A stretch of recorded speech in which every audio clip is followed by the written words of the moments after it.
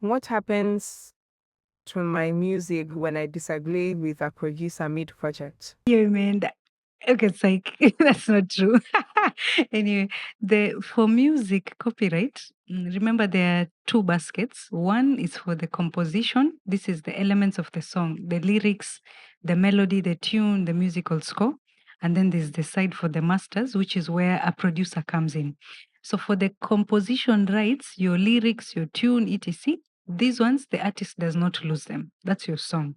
Or you and whoever else helped you to compose it. Those rights, you have them, so you can always leave and go find another producer and re-record using the same melody or the same tune. But for the master's side, it will depend on the agreement or the arrangement that you had with the producer.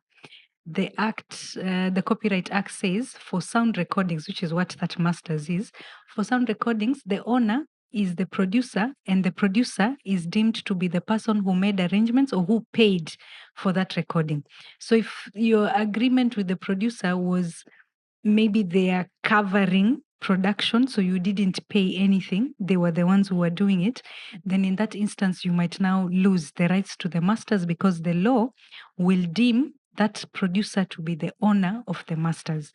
But if it was otherwise, because you could have contracted otherwise, they could still be making arrangements, but you have an agreement which says you own a certain percentage of the rights in the masters, then you'll retain that as much as the work that was completed.